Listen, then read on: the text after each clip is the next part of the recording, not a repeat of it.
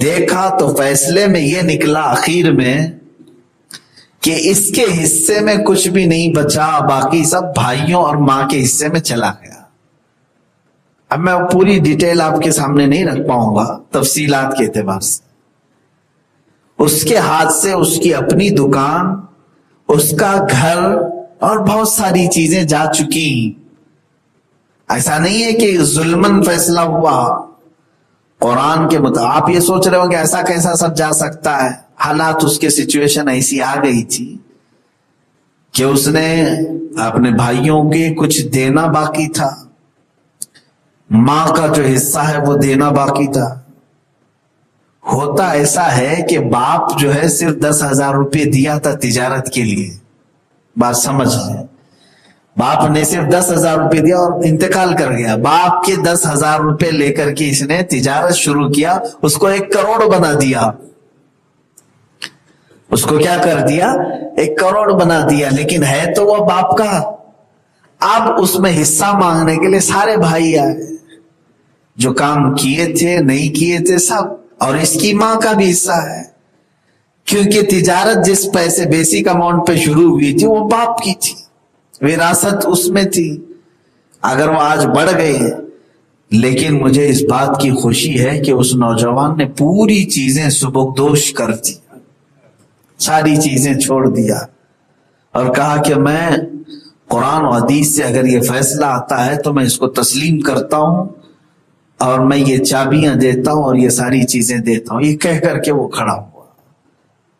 میں دعا کرتا ہوں کہ اللہ تعالی شریعت کو مقدم رکھنے کا جذبہ ایسا عطا فرما کہ اگر دنیا ہمارے ہاتھ سے جاتی ہے تو جائے، لیکن آخرت جانے نہ پائے۔ آج اگر ساری چیزیں ہمارے سے کسی نے لے لیا تو کتنے دن وہ لے کر کے رہے گا، ہم خالی رہیں گے نا، یہی تو بات ہے۔ اور ہونا بھی یہی چاہیے، کوشش یہ کرو کہ کروڑوں کماؤ لیکن اللہ کی بارگاہ میں جانے کے وقت فقیرانہ حالت میں جاؤ۔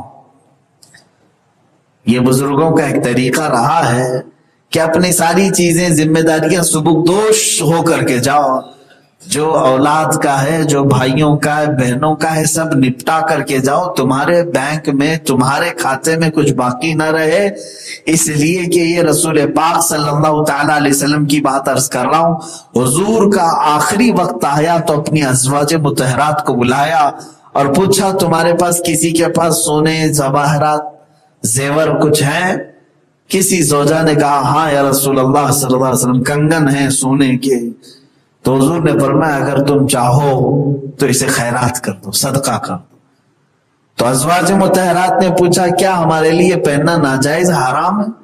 حضور نے فرمایا نہیں، ناجائز و حرام نہیں ہے، عورتوں کے لیے زیب و زینت حلال ہے، سونا چاندی ان کے لیے جائز ہے، لیکن جہاں تک میری بات ہے، حضور فرماتے ہیں میرا آخری وقت آیا ہے اور میں اپنے رب سے ملاقات کرنے جا رہا ہوں، تو میری تمنا یہ ہے کہ میں اس حال میں اپنے رب سے ملاقات کروں کہ میرے گھر میں سونا چاندی نہ رہے، میں کسی چیز کا مالک بن کر کے اللہ کے پاس نہ جاؤں، فقیر بن کر اللہ کے حضور حاضر ہوں۔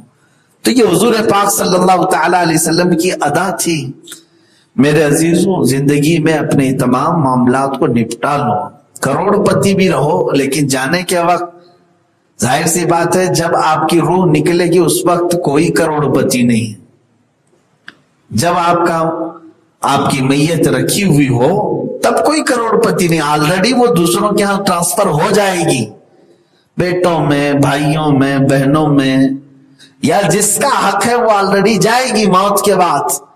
لیکن کاش آپ خود ہی یہ کر کے چلے جاتے تو جانے کے ٹائم پر آپ کو فقیرانہ موت عطا کی جائے گی۔ اور فرمایا حدیث پاک میں میرے آقا صلی اللہ علیہ وسلم نے، قیامت کے دن میری امت کے فقیر امیروں سے 70 سال پہلے جنت میں جا چکے ہوں، اور ایک حدیث میں 700 سال پہلے جنت میں جا چکے ہوں گے، کیونکہ آخری وقت ان کے پاس یہ ساری چیزیں نہیں تھی، تو فقر کے فقیرانہ انداز سے اللہ کے حضور حاضر ہوئے۔ حساب کتاب میں اتنی ہی کمی کی جائے، اتنی کمی کی جائے۔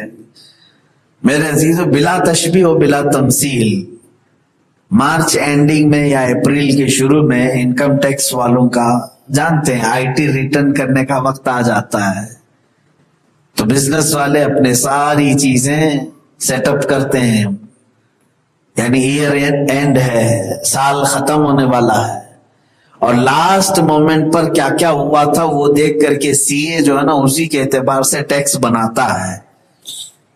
आपने इधर से उधर ट्रांसफर कर दिया, इधर से इधर ले लिया, किसी का लोन ले लिया, ये तमाम चीजें उसी के हिसाब से इनकम टैक्स का वो फाइल बनती है।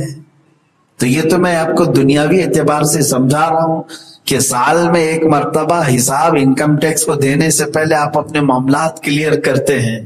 तो रब्बे जुल जलाल के हुजूर हाजिर होने से पहले हम कुरान और हदीस के मुताबिक अपने मामलात बना करके जाएं। तो बात यहां पर यह चल रही थी, अल्लाह ताला ने फरमाया कि हमने किताब इसलिए उतारी ताकि लोगों में आप अल्लाह के दिखाए हुए रास्ते के एतबार से फैसला करें। लितहकुम बैनन्नासी बिमा अराकल्लाह, अल्लाह फरमाता हमने ए रसूल आप पर सच्ची किताब उतारी इसलिए कि आप लोगों में अल्लाह के बताए हुए रास्ते के मुताबिक फैसला फरमाए। अब हुजूर पाक सल्लल्लाहु ताला अलैहि वसल्लम ने अपनी जिंदगी में इसी के मुताबिक फैसला भी फरमाया। हजरत मुआज बिन जबल रज़ियल्लाहु ताला अन्हु एक सहाबी, वो यमन जा रहे थे।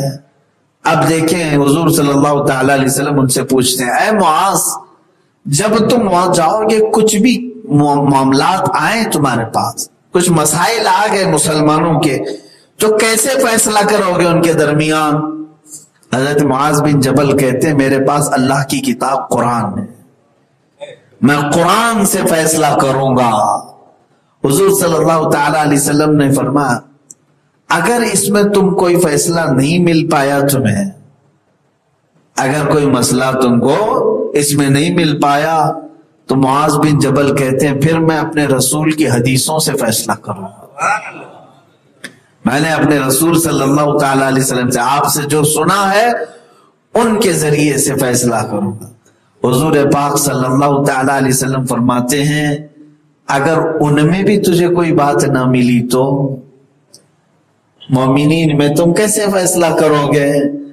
अब हजरत मुआज बिन जबल क्या फरमाते हैं मैं देखूंगा कुरान और हदीस के टकराव में अगर कोई चीज नहीं आती है तो मैं उसको कुरान और हदीस से मुताबिक करके अपनी राय से फैसला करूंगा, और अगर कोई कुरान और हदीस से बिल्कुल टकराती है तो मैं उसे छोड़ दूंगा और अल्लाह और उसके रसूल की हदीस को ले लूंगा। हुजूर सल्लल्लाहु ताला अलैहि वसल्लम ने उन्हें यूं मारा और फरमाया कि मेरा कासिद बिल्कुल सही मकाम पर पहुंचा। यानी हुजूर सल्लल्लाहु ताला अलैहि वसल्लम उन्हें अपना जानशीन बनाकर मुल्के यमन भेज रहे थे। तो इसके बाद से ये कानून बन गया इस्लाम में कि जब भी फैसला होगा तो सबसे पहले कुरान से होगा। कुरान में अगर सराहत के साथ डायरेक्टली नई बात मिल रही है तो किससे होगा? हदीस रसूल से। हदीस रसूल में भी अगर डायरेक्टली सराहत के साथ नहीं मिल रहा है तो फिर जो सहाबा का इजमा हुआ है या मुज्तहिदीन अइम्मा मुज्तहिदीन उनके कयास के मुताबिक उन्होंने जो कयास किया, इजमा और कयास ये दो चीजें हैं, इसके मुताबिक शरीयत में फैसला किया जाएगा। अब मिसाल के तौर पर दादी को विरासत कितनी मिलनी चाहिए?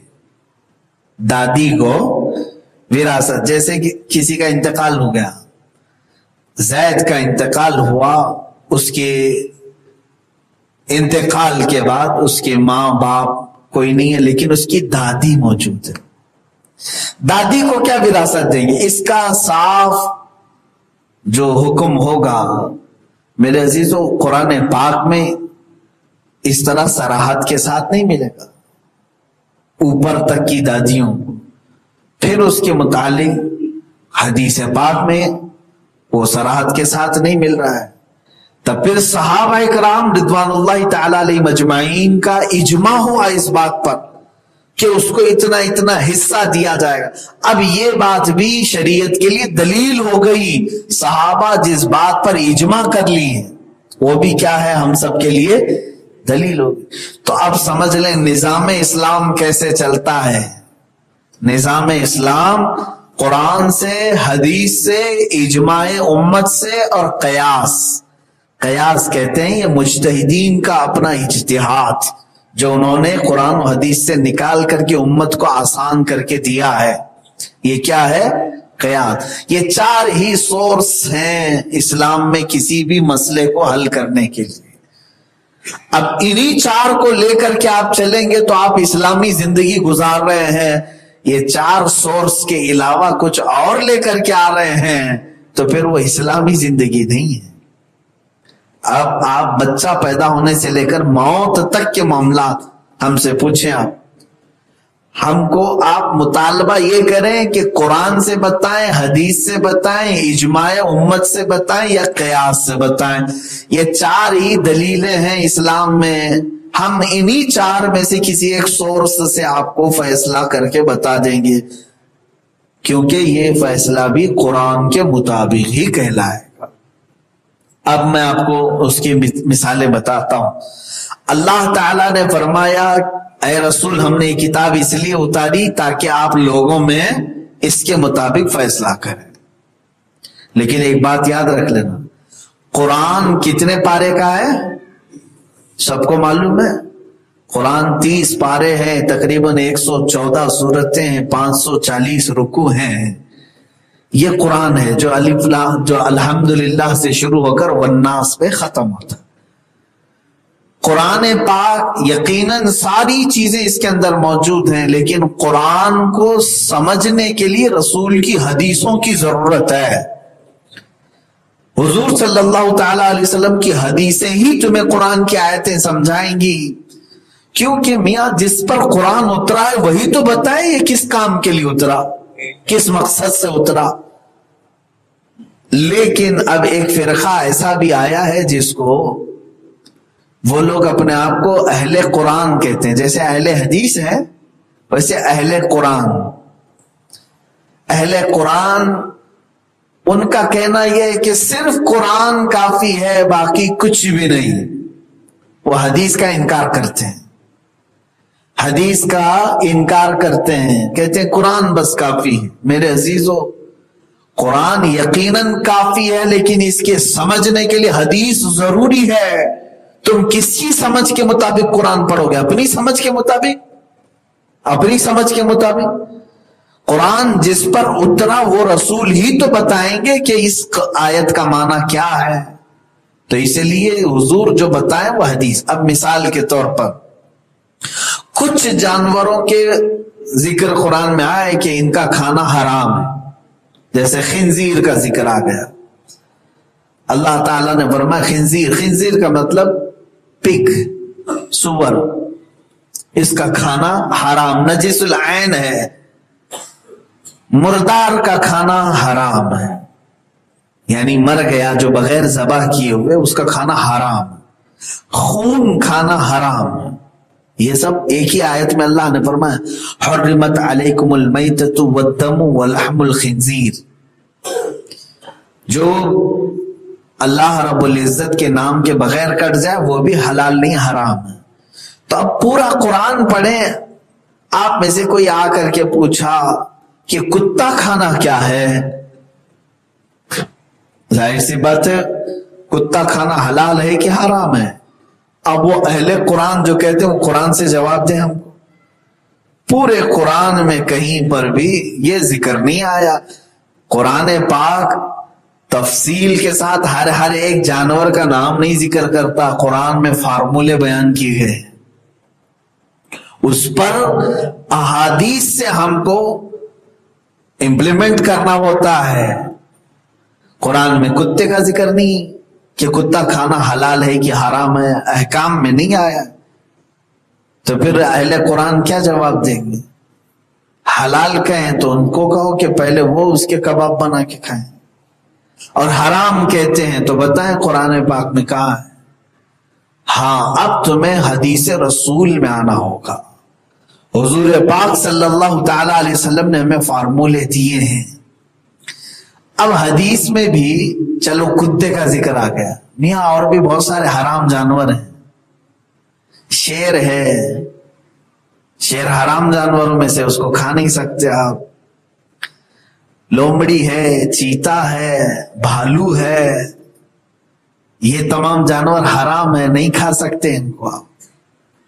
تو اب کیا چیز ہے؟ کیا ان سب جانوروں کے نام، جنگل کے پورے جانوروں کے نام لکھے ہوں گے؟ یہ حرام ہے، یہ حرام. پھر اگر کوئی جانور چھوٹ گیا تو پھر ہم بولیں گے اس کا نام نہیں آیا. اسی لیے فارمولا بتایا جاتا ہے.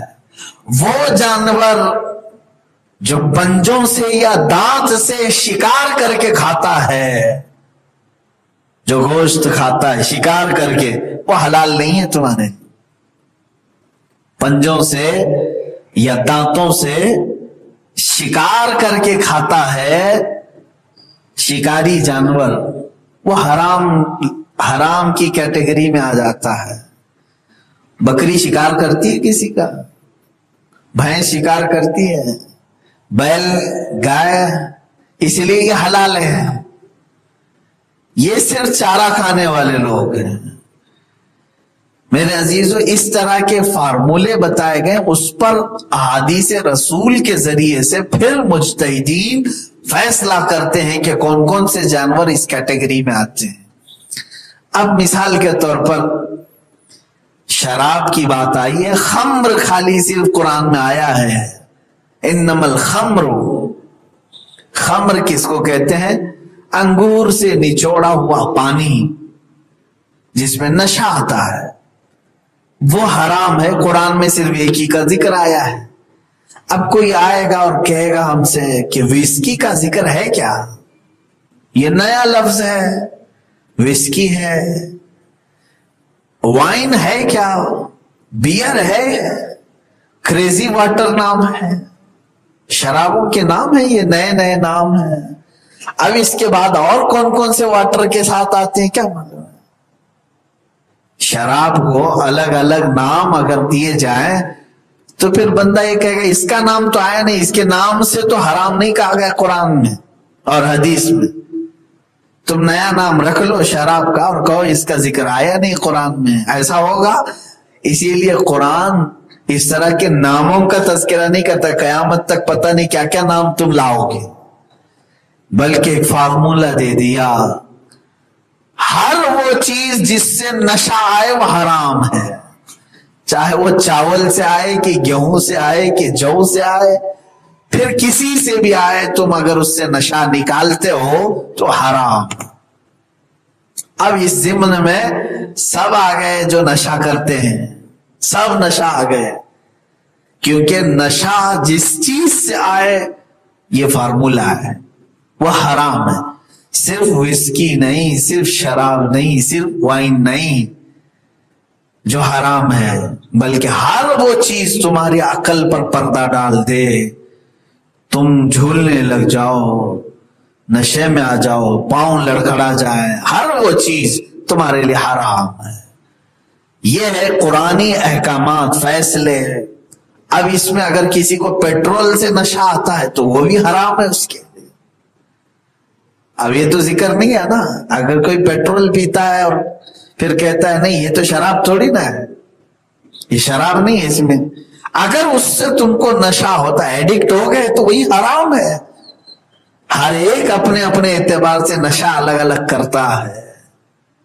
اب نشہ کے ایسے ایسے نئے نئے اقسام یہاں پیدا ہو گئے ہیں. لوگ ایریزر سے نشہ کرتے ہیں، ہم نے سنا ہے، اور جو کیمیکل کے بہت ساری چیزیں آتی ہیں اس سے نشہ کرتے ہیں. میڈیکل کی دوائیاں، کھانسی کی دوائیاں پی پی کر کے نشہ کرتے ہیں. ہے یہ تمام چیزیں. کھانسی کے لیے جو دوائیاں آتی ہیں اس میں نیند اور حلول زیادہ ہوتا ہے، نیند لانے والی مادے زیادہ ہوتے ہیں. نیند کی گولیاں یا نیند آنے والی جیسی یہ دوائیاں ہیں، اس کے استعمال سے بھی کئی لوگ نشہ کر رہے ہیں.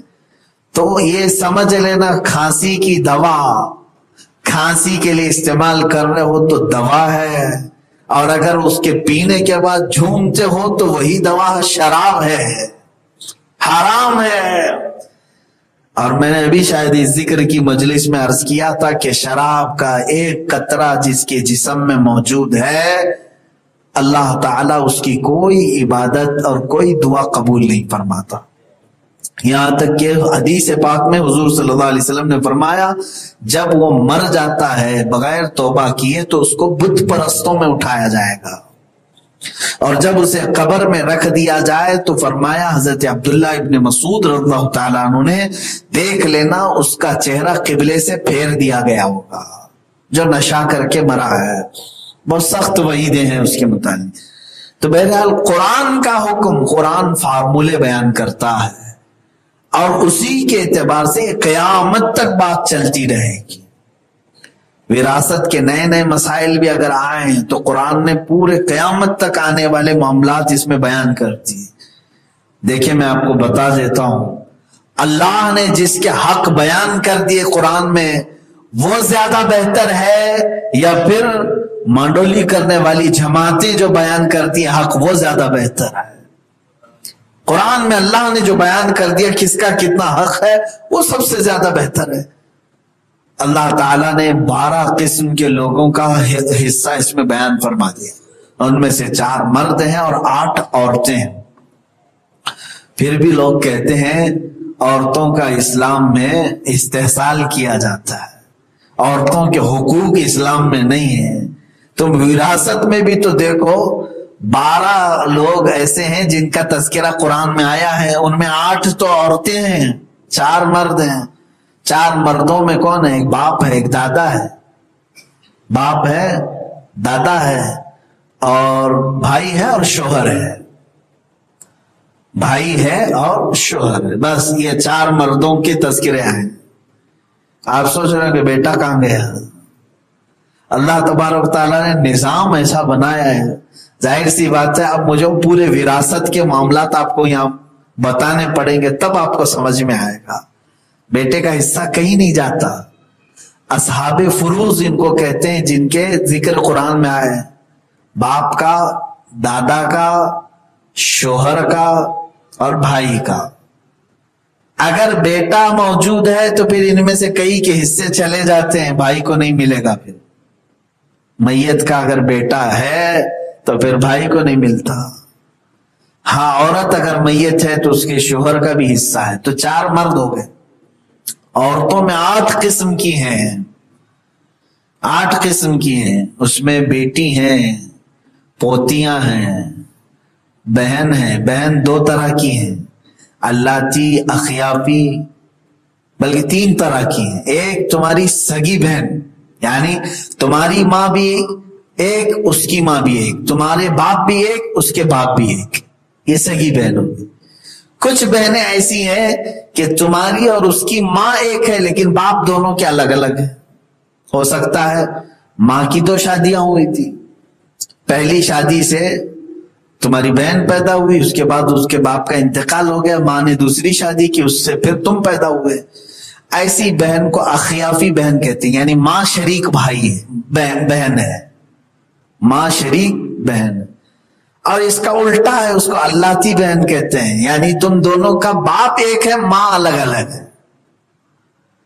یعنی تم جس سے پیدا ہوئے تھے ماں، اس کا انتقال ہو گیا، تمہارے باپ نے ایک دوسری عورت سے نکاح کیا، اس عورت کے آنے کے بعد اس سے ایک لڑکی پیدا ہوئی ہے تو تمہاری بہن۔ تو باپ ایک ہے، ماں 2 ہے، یا باپ الگ الگ ہے، ماں ایک ہے، اور یا تو پھر دونوں کا سیم ہے۔ 3 قسم کی بہنیں ہیں، تینوں کا حصہ قرآن نے بیان کیا، تینوں کا حصہ ہے۔ پھر ماں ہے، ماں کا حصہ ہے، بیٹی کا ہے، پوتی کا ہے، 3 قسم کی بہنیں ہیں، پھر دادی کا حصہ ہے، یہ 8 قسم کی بیوی کا حصہ ہے۔ یہ سب کے حصے الگ الگ اللہ تبارک و تعالیٰ نے بیان فرمائے ہیں۔ تو اب ان کے علاوہ اب پھر آپ پوچھیں گے بہنوں کا کیا ہے؟ پھر بیٹی کا بہنوں کا، یہ سب چیزیں آپ علم فرائض، علم میراث، ایک پورا علم ہے جو اللہ تعالیٰ نے صرف ایک ہی صفحے میں 2 آیتوں میں پورا قانون بیان کر دیا. 2 آیتیں ہیں، چوتھے پارے کی 2 آیتیں ہیں جس میں پورا کا پورا وراثت کا قانون بیان ہو گیا. کیسا بھی مسئلہ لے کر کے آپ آئیں، بلکہ کبھی کبھار ایک مسئلہ ایسا آتا ہے، مثال کے طور پر پھر میں مثال دیتا ہوں، زید کا انتقال ہوا، اس کے 4 بیٹے تھے، 4 بیٹے تھے، 4 بیٹوں کے شادیاں ہوئیں، لیکن زید کی وراثت بٹی نہیں. یہ چاروں جوائنٹ فیملی میں رہے، جیتے رہے، ہر ایک سے 2 بچے ہوئے. ان 4 بیٹوں سے 2 بچے ہوئے. اب کتنے ہو گئے سب کے؟ 8 بچے ان کے ہو گئے. پھر بھی ابھی وراثت نہیں بٹی. یہ 4 کا انتقال ہوگا، یہ 8 موجود تھے، ان 8 میں سے پھر ہر ایک کو 2 بچے ہو گئے. چوتھی پیڑھی آ گئی. ہاں تقریباً اب کتنے ہو گئے؟ 16 لوگ ہو گئے. میں تو یہ شارٹ بتا رہا ہوں، 2 ہو سکتا ہے زیادہ بھی ہوں گے بچے. چوتھی پیڑھی آ گئی. اب یہ 16 بچوں میں آپس میں بات ہوئی کہ اب گھر چھوٹا ہو رہا ہے یا جو بھی معاملہ ہے، اب بٹوارا ہونا چاہیے. اب کس کا بٹوارا کریں؟ اب یہ کس کی ہے جائیداد؟ تو پتا چلا ان کے باپ کی بھی نہیں، ان کے دادا کی بھی نہیں، پردادا کی ہے، زید کی، جو پہلے انتقال کیا ہے، جس کے 4 بیٹے تھے، اس کے بعد ان کے 8 تھے، اس کے بعد ان کے 16 تھے. اب یہ لوگ مسئلہ لے کر کے آئے ہیں، اس کا بھی ذکر قرآن پاک میں موجود ہے. میرے عزیزو، اس کو علم مناسخہ کہتے ہیں. مفتیان کرام اس کا بھی مسئلہ تمہیں لگا کر کے بتائیں گے. سب سے پہلے زید کی وراثت 4 لوگوں میں بانٹی جائے گی. پھر اس کے بعد ان 4 کی وراثت کے وقت دیکھا جائے گا کس کی اولاد زندہ تھی، کس کے کون مرے تھے. یہ تمام چیزیں دیکھی جائیں گی. پھر ان کے 8 بچوں کو بانٹا جائے گا. 8 کو بانٹنے کے بعد پھر دیکھا جائے گا کہ کون زندہ تھے، کون مردہ تھے، کون پہلے مرا ہے، کون بعد میں مرا ہے. یہ سب date of birth, date of death سب ملے گی. پھر جا کر کے یہ 16 لوگوں میں سے کس کو کتنا مل رہا ہے یہ نیچے آئے گا. لیکن یہاں بتانا مقصود یہ ہے کہ تم 4 پیڑھیاں کیا 70 پیڑھیوں کی بھی لاؤ، اسلام میں کوئی بات تشنا نہیں ہے، اس کا فیصلہ ہے. ہاں اگر میں آپ کو یہ بتاؤں کورٹ میں لے جاؤ گے تو کم سے کم 10 سال اس کے سنوائی میں لگ جائیں گے، سماعت میں، ہیرنگ میں لگ جائیں گے. یہ قرآن کا فیصلہ ہے کہ کسی مفتی اسلام کو آپ دے دیں، انشاءاللہ العزیز وہ گھنٹے کے اندر تمہیں یہ فیصلہ بتا سکتا ہے. یا اور بات ہے کہ احتیاط کے لیے مفتیان کرام دارالافتاء میں 8 دن کا ٹائم لیتے ہیں، 4 دن کا ٹائم لیتے ہیں، لیکن یہ مسئلہ 1 گھنٹے میں بتایا جا سکتا ہے جو 10 سال کورٹ کے چکر کاٹنے کے بعد بھی نہیں ملے گا. میرے عزیزو، اسی لیے اپنے معاملات میں قرآن کو حکم بناؤ، قرآن کو حکم بناؤ. اللہ اور اس کے رسول کو حکم بنانا چھوڑ دو گے تو پھر ذلیلوں کے سامنے سر جھکانا پڑے گا. اللہ تبارک و تعالیٰ کہنے سننے سے زیادہ عمل کی توفیق عطا فرمائے. مولا کریم ہمیں قرآن کو اور رسول پاک کی احادیث کو اپنا حکم ماننے کی توفیق عطا فرمائے. وآخر دعوانا الحمدللہ رب العالمین. السلام علیکم.